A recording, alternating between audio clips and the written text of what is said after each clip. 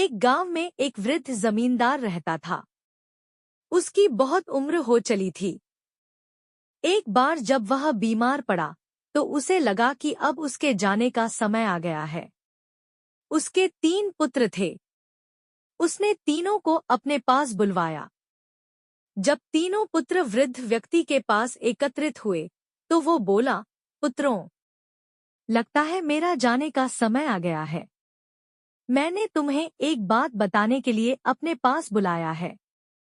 जब मैं मर जाऊं तो तुम लोग मेरे पलंग के नीचे की जमीन खोद लेना। वहां तुम तीनों के लिए कुछ है। इतना कहने के बाद वृद्ध व्यक्ति की मृत्यु हो गई। उसका अंतिम संस्कार करने के बाद तीनों पुत्रों ने उसके कहे अनुसार उसके पलंग के नीचे की जमीन की लुदाई में उन्हें 3 कटोरे मिले, जो एक के ऊपर एक रखे हुए थे। पहले कटोरे में मिट्टी थी, दूसरे में सूखा हुआ गाय का गोबर और तीसरे में तिनके रखे हुए थे। साथ ही उन्हें 10 सोने के सिक्के भी मिले।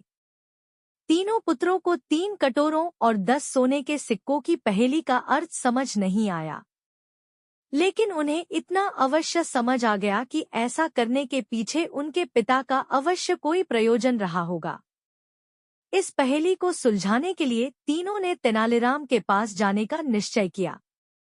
तेनालीराम के पास पहुंचकर उन्हें पूरी बात बताकर उन्होंने पूछा, चाचा, आप तो पिताजी के बहुत अच्छे मित्र थे। क्या मृत्यु पूर्व पिताजी ने इस बारे में आपसे कोई चर्चा की थी? नहीं तो, तेनालीराम ने उत्तर दिया, किंतु तुम्हारे पिताजी पहेलियों के बहुत शौकीन थे, इसलिए शायद वे पहेली में अपनी बात कह गए हैं। मुझे थोड़ी देर सोचने दो, हो सकता है मैं इस पहेली को बूझ लूं। तीनों लड़के शांति से तेनालीराम के पास बैठ गए और तेनालीराम सोच में डूब गए। कुछ देर बाद तेनालीराम की आंखें खुशी से चमक उठी और वह बोले, मुझे पता चल गया कि इस पहेली का क्या अर्थ है। तो चाचा जी जल्दी से हमें भी उसका अर्थ बता दो, तीनों पुत्र बोले।